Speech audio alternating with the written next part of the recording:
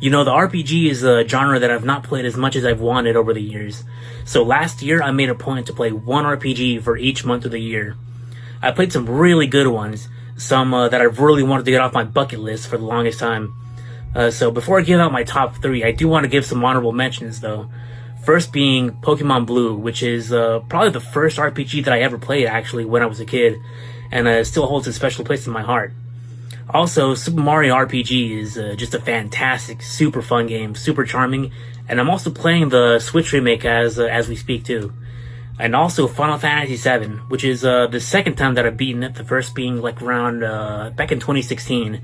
And it was actually the first non-Mario, non-Pokemon RPG that I beat, so it's really, really fun still. And also Mario and Luigi Superstar Saga on the Game Boy Advance.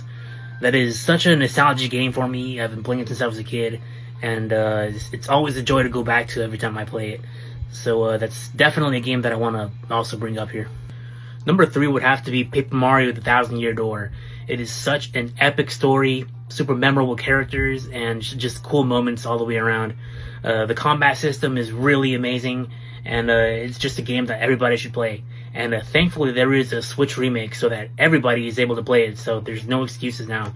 I played it on GameCube though. I've had it for so many years, and it's one that I definitely was so glad to finally beat.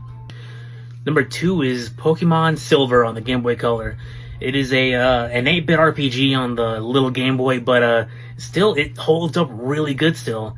It is just such a wonderful game.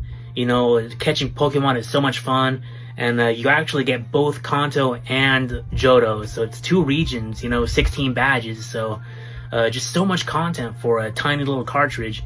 And you know, Satoru Iwata really, you know, beefed up that game because it was originally just going to be the Johto region, but he was able to fix the code up to fit Kanto in there, so that's super cool. So that's number 2. Fantastic game. And number 1, without a doubt, Chrono Trigger.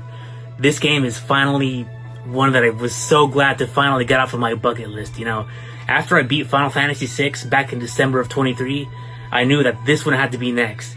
And you know, it's as good as they say. For so many years I've heard that this is an amazing game, and yeah, it is indeed a fantastic game that everybody has to play. And you know, just the music, the characters, you know, the story, the time traveling and all that stuff is just really, really cool.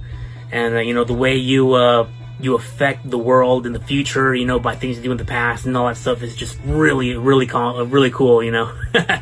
So definitely Chrono Trigger is just one of the best ones ever, so you gotta play it if you haven't. So thank you so much for watching, and take care. I'll see you next time.